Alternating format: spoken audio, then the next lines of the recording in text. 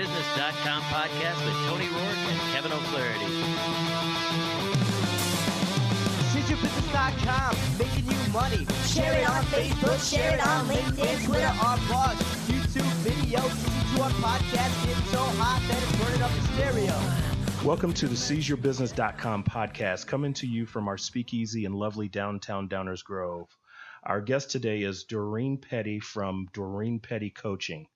Our hosts are Kevin O'Flaherty from O'Flaherty Law and myself, Tony Rourke from ADR Business Resource Group. If you find a podcast helpful, or if you just want to help us, we would appreciate it if you would review us on iTunes or share our podcasts on social media.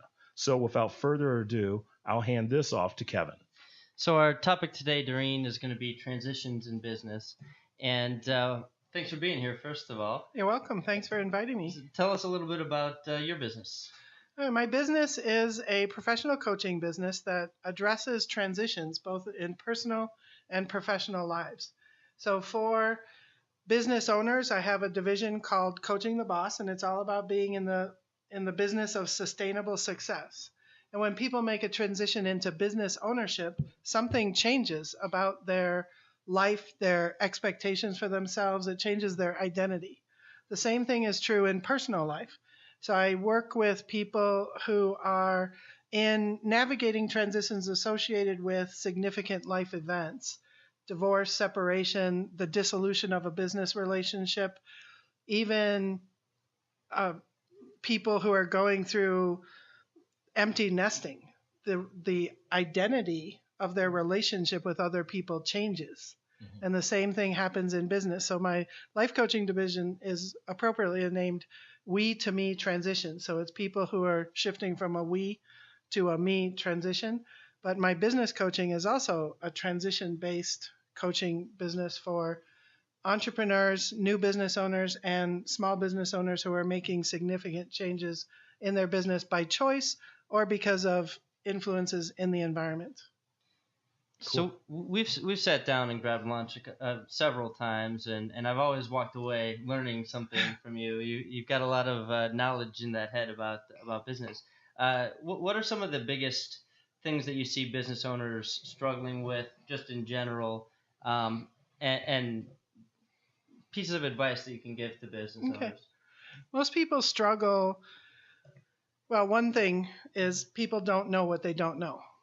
So when people make assumptions or interpretations within their environment without really exploring themselves first and growing a sense of self-awareness, it can skew everything they see around them and everything that goes on in their business. So what I see as the key most important criteria or trait that a leader in business needs to have, it's self-awareness. Everything else comes from that. What are some strategies that you employ to help people find that self-awareness? A lot of it is an inquiry-based coaching process where I really talk to people about what they see as true for them in their future, where they see their truth right now, and I try to find a way to establish the gap to find what's going to happen, where their path is. Mm-hmm. So a lot of times just the process of exploring a vision of the future teaches people about themselves. I also have various assessments and processes that really keep people focused internally. And it's interesting, but I call it a selfishness. That in order for people to be successful in coaching, and frankly, one of my fundamental truisms, that everybody can benefit from coaching, but one of the things that helps people be successful is if they're willing to be a little selfish about it and really focus on investing time and effort in themselves to define themselves as that business owner, as that successful person. I'm so sad that we only have like a half hour-ish because what I'm hearing from you, which I think is something I've always believed in, there's your whole idea of transition really speaks to the whole idea that there's a reality and then there's a vision. Yes. And then there's a gap. Yes. It's a big gap sometimes. And it sounds like you help people get through that gap, because that gap is really big, scary, strange. I help people first define what that future vision is. So when they say what will be true, or I ask them, what can be true for you if? And there's a lot of ways to ask that question. But once we start creating that vision, and we have visioning exercises that get sometimes a little too touchy-feely for business owners, but once they commit to it, it actually works out quite well. But it's really a process of going into that future and examining what's true. And our brains have the amazing capacity, as soon as we assign something to it, and this is my psychology background talking, but as soon as we assign a task to our brain, even if we're not sure, even if we don't realize we're doing it, our brain actually starts working on it while we're not paying attention. Okay. So visioning works exactly that way. When I start asking questions, when I center people into that space where they're looking at their future, they learn a lot about themselves without a lot of intervention on my part. And then when we pull back and talk about what's true now, then that path becomes a little clearer. So I help people understand what's blocking them from entering that path. So one of the key questions I'll ask people is, what do you want? And then as soon as they tell me that, my next question is, why don't you have it? What's blocking you from getting to that place? Because that's the path. And the goal, that vision, is really a goal. And the goal might as well be a picture on the wall. Because once you define the goal, once you know what it looks like, once you can touch it and feel it and see it, it becomes the reward for doing everything you need to do to get there. So all the work happens on the path. So that path is the gap between what's true now and what can be true in the future. The tighter we can define what that future vision is, the shorter that path gets. Sure. Okay. I got got that.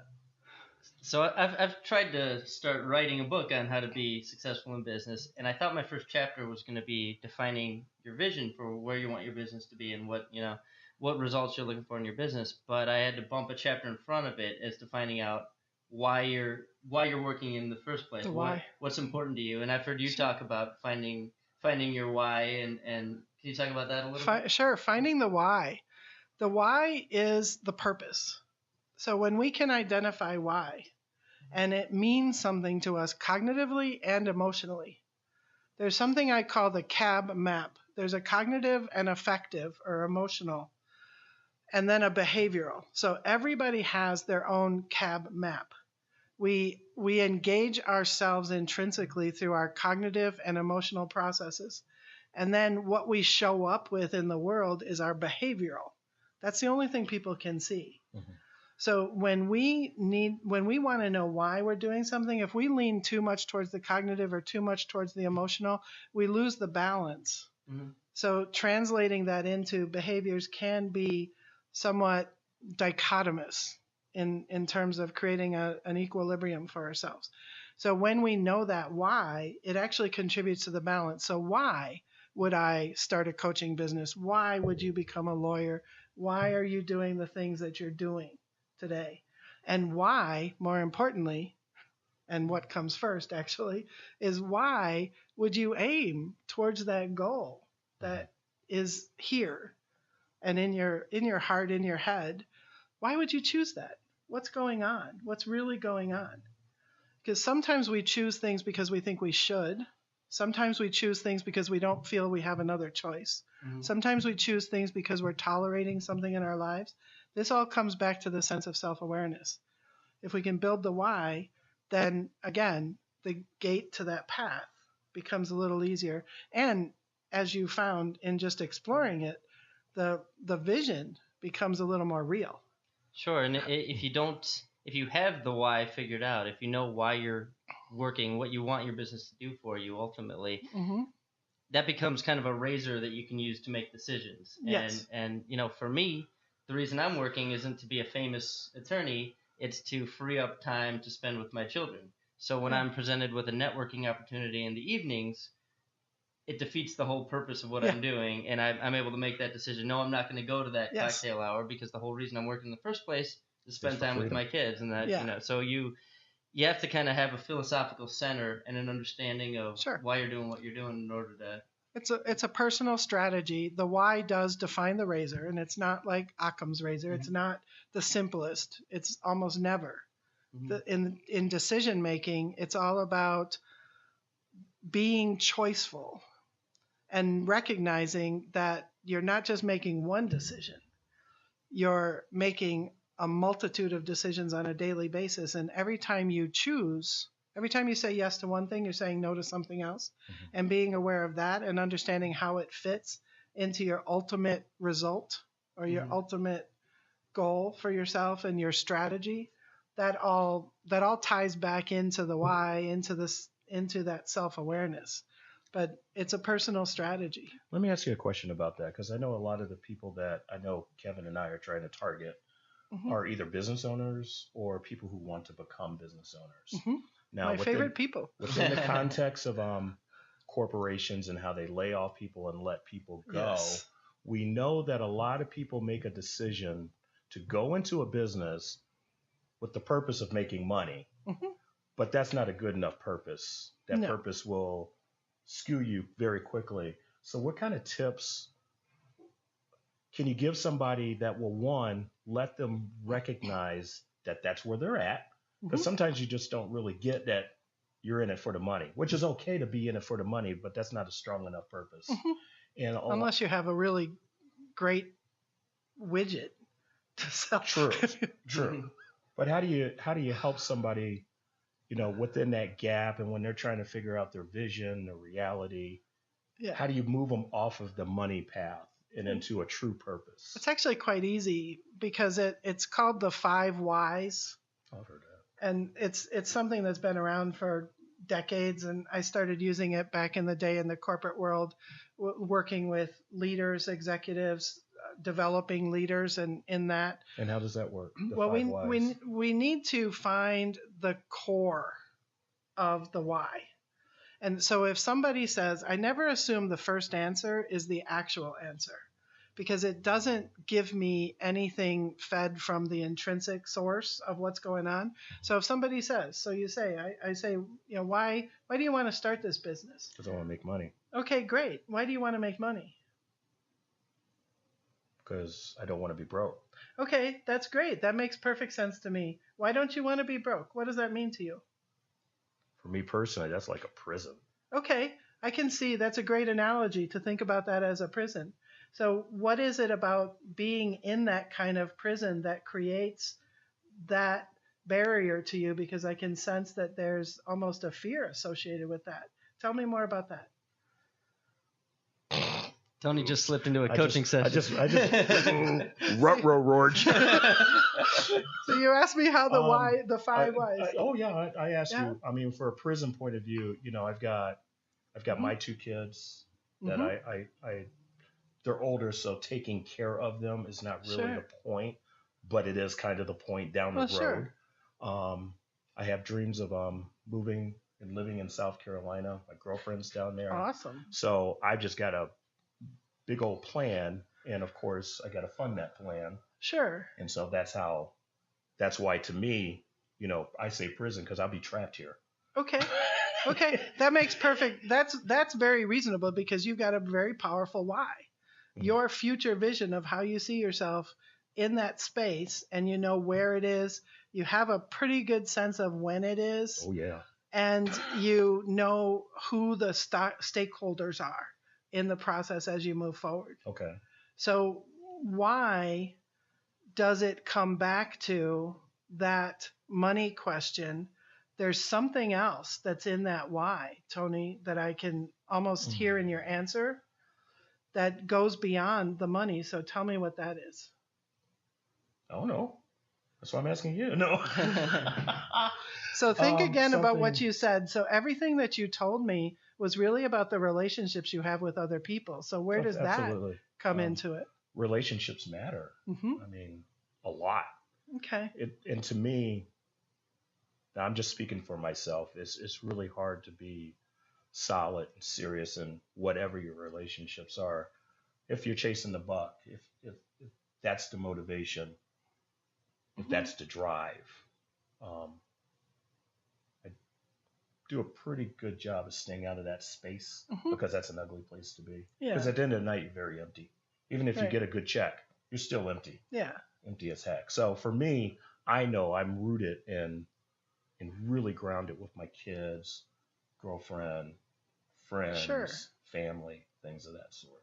Well, thank you for playing our game. No problem. Thank you for putting me on the But spot that's- like that I put myself into trying to help you out. And I apologize for that. Normally, No, I that's would okay. normally I would ask permission before I jump into that, but that's the process of Okay. just pulling the why until there's a core reality that the money is actually feeding something else. So the Yes. real goal, the real vision is that space, that time, those relationships. Mhm. And the money is a way to get there. Ways So to when you means. put it into that focus and you recognize what's actually going on, then that strategy, that razor for being choiceful becomes clearer. Nice. Your turn, Kevin. I want to see you sweat. Well, something that struck me that you said, and I've heard you say this before, and it really rings true, is that when you say yes to one thing, you're saying no to everything else. And I find, we talked about this morning when we saw each other, I find myself sometimes in the marketing and networking space Hmm. feeling like, okay, I'm putting effort into something where I can't see concrete results right away. Right. And I might be, spending 3 days working on a project that may or may not pay dividends, and what else Right. could I be doing? And it's really difficult to. It's one thing as an attorney to bill hours and know that if I'm sitting in my desk billing hours, I've got money coming in. Hmm. Once you get out of the actual billing space and you're working on growing the business, finding the right strategy and feeling like you're working on moving the business forward is a little bit more ephemeral. It's difficult to determine. So this is more me just spouting than a real question, but to spin this into a question for you, what in your own personal decision-making process, how do you make sure you're pursuing the right opportunities with your time? And what's the razor that you use to make those decisions? A lot of it is, I call it a golden thread. So I understand what my expectations for my future, my vision of that future is. I know what my path looks like. I've done the work. I'm a coach. All coaches have coaches. So I work with other people to kind of stay on track. A big thing that a coach provides people is an accountability partner, kind of brings another brain to the mix. Mm-hmm. But everybody has to have that strategy. So mine, I tie it to a golden thread strategy that says I need to be able to see what I'm doing, how it's contributing to that future vision. So if I can define that, if I can define a golden thread, that doesn't mean I need a golden thread for everything, because sometimes I just want to play.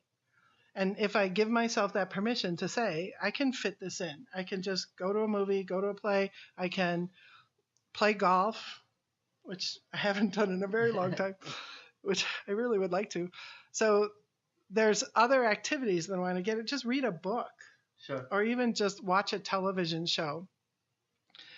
If I know that I am balancing my golden threads and I'm making choiceful decisions that are for me, because I get to be selfish too sometimes. Sure. And that's really what it comes in. So I have this vision of these really thick golden threads and these very thin golden threads, but I have a sense, a very choiceful, deliberate sense of what I do and how it contributes to my ultimate result. Okay. Let's talk about a little bit about transitions in business. Okay. How do you tell me a little bit about how you help business owners make transitions? Transitions, change is the only constant. So change is happening all the time. Change is like a line in the sand. Something was true and now it's not. Something wasn't true and now it is. Mm-hmm. The transition is everything that happens around that. The transition happens in preparation for change, and transition happens as a result of change. We manage transitions. We exist in transitions. We are at the effect of transitions and change. When I work with business owners, what I do is help them identify the transitions that they're going through. What is the change maybe? But the focus is really on what's true now, because we have to believe that everybody is exactly where they need to be to move forward. Otherwise, I don't know anybody that's building a time machine. As soon as someone has one, I want to know about it. So we have to believe we're right where we need to be to move forward. And then that future. So my focus in coaching is always on what's true now, what will be true in the future. And I tend to turn those around. What's going to be true in the future and what's true now. And when I'm working with people who are in transition, I'm helping them understand what that future is, what is true now, and what they want from themselves. Because a lot of times in transition, it's not just stuff changing. It's not just shifting sands.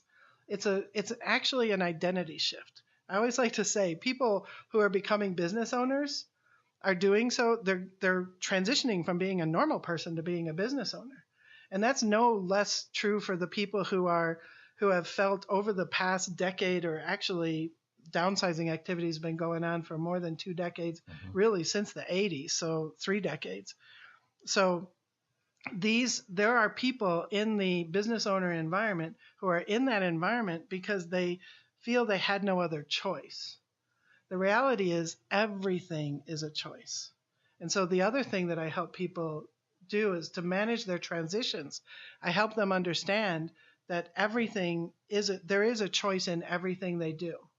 And so we get deliberate about identifying those choices, and that has a positive effect on being able to manage the transition. That is awesome. Yeah, transitions are easy. I like how when we're I like to say that without a straight face. Are golden threads synonymous with actions? Not necessarily. Golden threads exist. If I take an action, it may or may not be a golden thread towards my future vision. Okay. Actions are part of strategies, action planning. So we do like a marketing plan or a business plan. The whole idea is to get to the point where you can go through the various planning processes so you can tie it eventually to an action plan where there are actually tasks that can be measured and monitored and all of that stuff.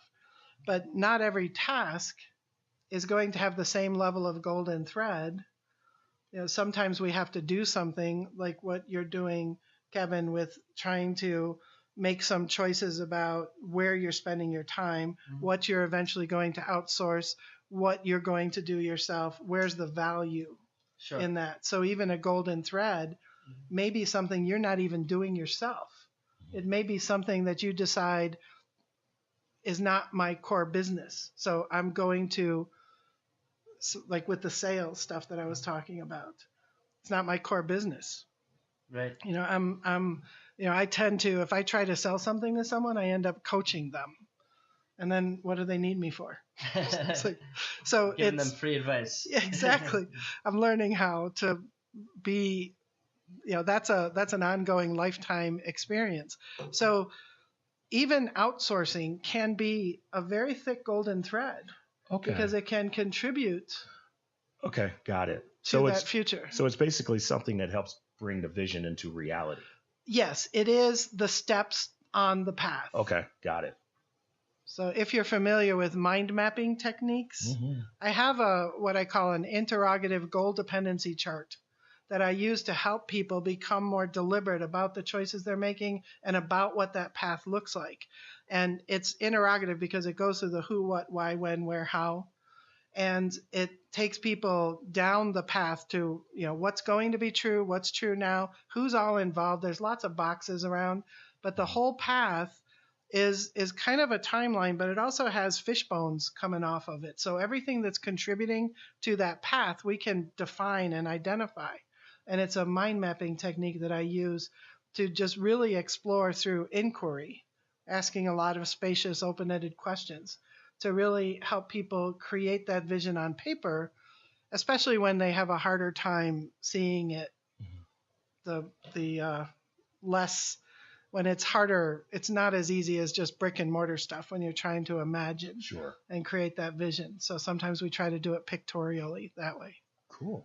And having a strategic plan, whether it's, in your fishbone visual or the timeline that it represents, or just having here's the tasks I need to accomplish to achieve this sub goal of this bigger goal, that it really makes you feel like you're moving forward with your business. When you're Absolutely. when I have months where I'm knocking those out of the park and knocking down those tasks, I know that I'm actually working on the business rather than in the business and building towards my goal. When I have months where I'm returning a lot of emails and not actually crushing the task that I want to be working Mm-hmm. on, that can be very frustrating. So it's, just having something that you need to get to if you want to get closer to your goal, and having it on paper is a huge tool. And one of the other things that it contributes to is that sense of self-awareness. Sometimes people want that concrete picture, because what's actually happening is people need that self-awareness because they're making choices also about how they're showing up in their own life, showing up as a business owner, showing up with the kind of energy. When one of the things I teach people is how to show up with the kind of positive energy that attracts other positive energy. Mm-hmm. The predominant energy in the world is actually a negative energy. You can prove it just by walking into a grocery store. I have a rule that I've given myself a few years ago, is that if I'm in a grocery store, before I get in a line, I look to see if I can find somebody who's having a bad day, like a cashier who seems to be grumpy, that's not smiling, and that's the line I get in, because it's a challenge to myself to try to make a difference for that person in that moment. And I use my energy to try to influence a different kind of energy. Negative energy is very, very powerful, and it can cause people to feel at the effect of what's going on in their lives. And if we're going to be successful business people, if we're going to be successful people, leaders of our own lives, then we need to be able to manage how we're showing up day to day. That starts with that self-awareness. It starts with being able to commit to our vision and understand. That doesn't mean the vision doesn't change because we add more paint every time something significant happens in our lives. But that vision is ours. And how we show up walking that path, because like I said, all the work is in the path. And those choices that we make are critical to success. So to kind of swing back to transitions, when you're working through a transition with a business owner or just a person, is your first step to identify that you're even in a transition and what that transition is, and kind of look at the characteristics, or what's step one of the process? Usually by the time people get to me, they know they're in some kind of transition. And that's I'm not talking about divorce necessarily. They might not be able to spell it out, but they know they're in something. They're making a choice. They're maybe confused by a lack of progress. Maybe they're doing a lot of things for their business, but not getting the results. Something might be blocking them. It might be something, most of the time it's inside ourselves, that we have these little gremlins that are moving around inside of our heads. They're pieces of us that are protecting us. Oh, don't do that. Might be a little scary. You might not get it to work. Or we may make interpretations. The confirmation bias that is very obvious now that we're in a political season. People tend to look for things that confirm whatever they already believe. When business owners do that, they lose a lot of focus and a lot of options because they're focused only on what they already believe.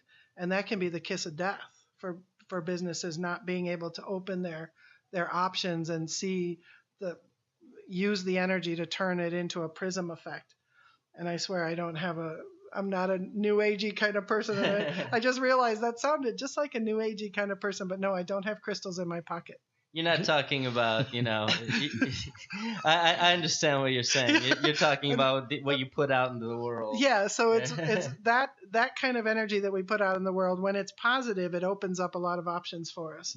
Mm-hmm. When it's negative, it tends to close us out from the options. So when we're working from a business perspective, one of the first things, to actually answer your question, one of the first things that I do is a little bit of exploration, the whole why process. So why is it important to talk to me? What's going on for that future vision, and where is the transition, personal, professional, where are I always focus on, what do you want for yourself? What do you want in that future? What does it look like? Before I even get into the purpose. So that's one of the starts. But then it really goes right into the self-awareness. I probably get into the self-awareness even before I realize it, because it's all about, what do you know about yourself? And when we do start talking about it, I tend to ask questions like, so what did you learn about yourself in that space? Because that we always do. There's always something there, but we almost never ask that question ourselves. Sure. No. So that's a key factor. If people can just start asking, if people can start catching themselves and just asking themselves that question, what did I learn about myself there? Or what actually went on right then? What choice did I actually make, and what choice could I have made if I had known something different? So those kinds of questions can be really powerful self-motivators. Awesome. Just awesome. I could talk to her for a week. Yeah, she's long good. podcast. And I can talk for a week. Something that I've found is that as you're, moving towards, you start your business and you've got your end game in mind. Here's what retirement looks like for me, or here's what a success looks like for me. Kind of, and I keep coming back to your fishbone visual. Every step along that process, it's a constant transition. You can never. I suppose there's some non-entrepreneurial business owners that can say, okay, I'm making enough cash flow to cover what I want, save a little bit. I'm just going to keep running the business this way for the next 30 years. The people that are listening to this podcast aren't those type of business owners. They're looking, how can I make it bigger? How can I get to the next level? And literally every week or every day, as your business moves forward along your plan, you're going through a new transition. You're having to learn how to do new things. I'm, learning how to do Photoshop and video editing and like you brought up this morning, I should probably be outsourcing that, but learning how to podcast, which I didn't expect to be learning, 2 months ago. It's there's never for a true entrepreneur, there's never a comfort zone where you're always operating outside your comfort zone, and it sounds like you can help with that. Sure, because the comfort zone is it's kind of a vacuum. And you can't create change in a vacuum. And imagine if we lived our lives at the effect of everything else, if we decided it wasn't important for us to control our own destiny, our own expectations for ourselves, what power do we have to actually affect change? What power do we have to create the path that will get us to that goal? So one of the key factors that I work with business owners on, and really everybody that I'm coaching, it's all about personal responsibility. It's about being able to take responsibility for everything that goes on in your life, even the things that you think happen to you. Because if you think something happens to you, that means you're going to judge it and you're going to try to find somebody to blame for it, something or somebody. And as soon as you do that, you give away any power you had to affect change to make that better.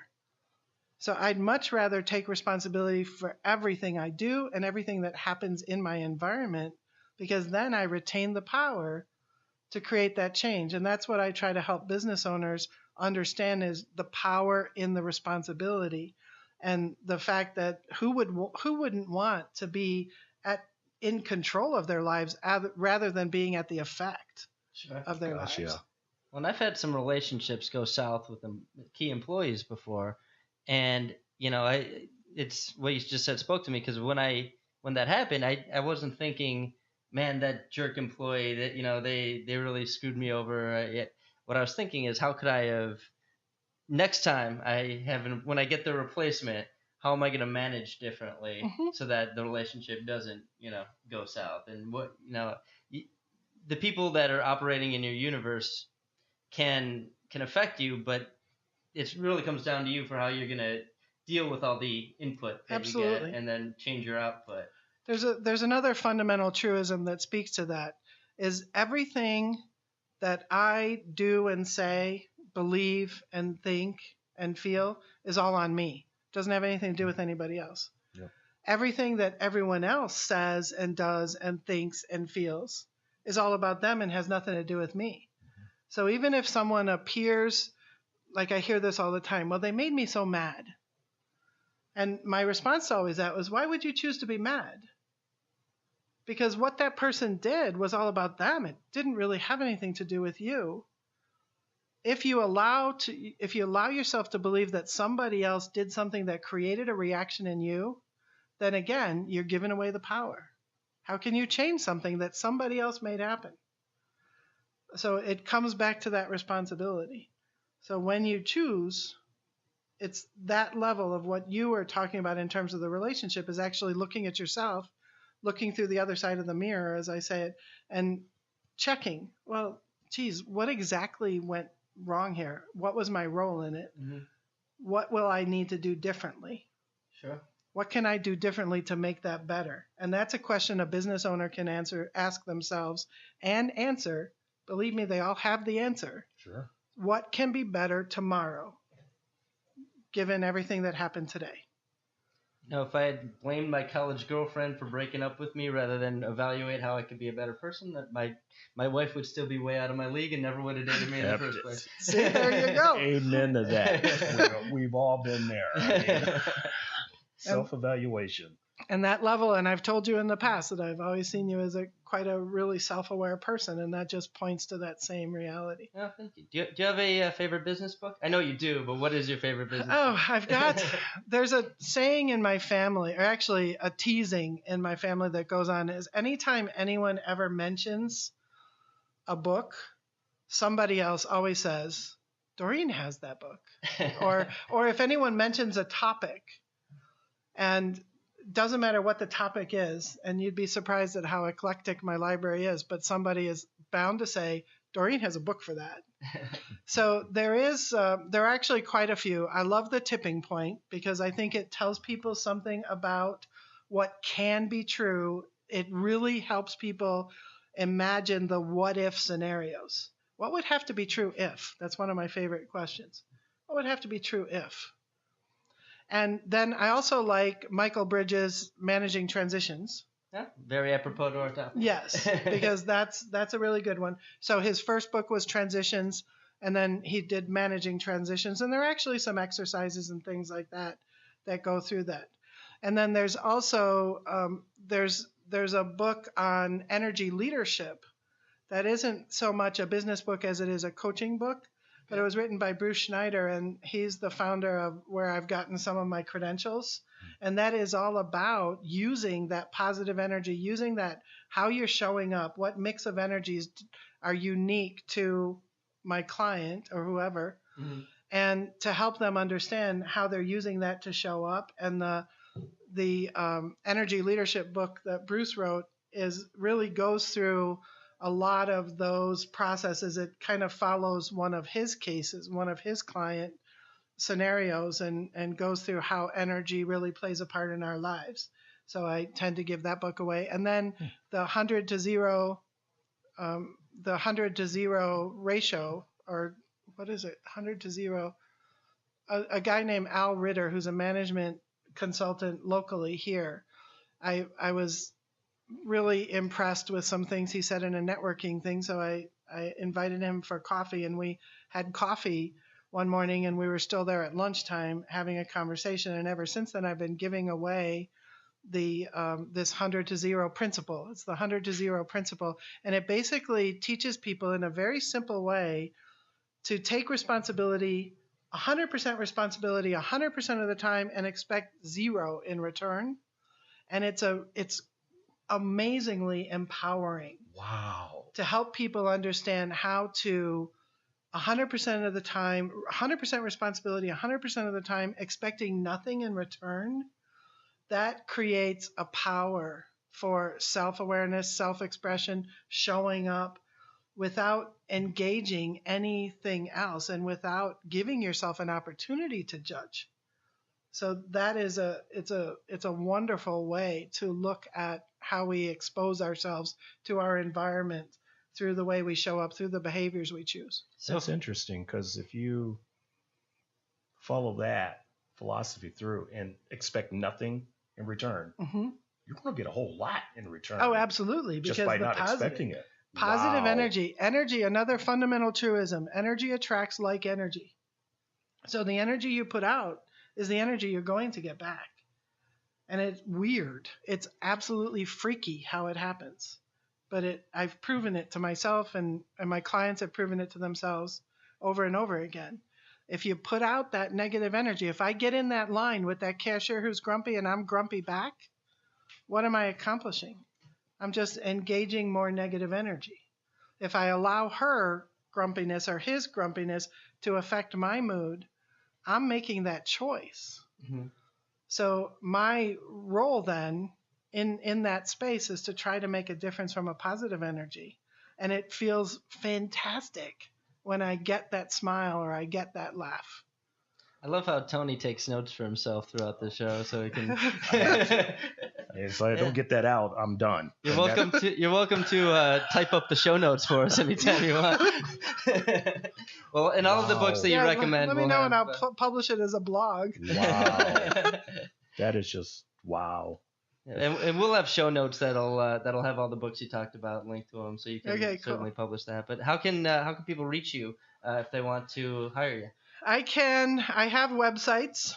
DoreenPettyCoaching.com is the primary website. That one also links to my primary business coaching side, the Coaching the Boss, which is my business coaching and HR. I do some HR consulting, strategic kind of stuff. And I have business choice coaching is where I do my training content out of it. And then my life coaching is We to Me Transitions, all of them .coms. But DoreenPettyCoaching.com has, and people can read my blogs and also send an inquiry to me. And you have my phone number. I mean, that's on my phone number's on the websites also. Okay. Well, thanks so much for your time today, Doreen. It was Thanks for having very me. educational as always. This has been fun. Extremely useful. Do want those notes though. Thanks, Tony. Thanks, Kevin. Thanks, Doreen.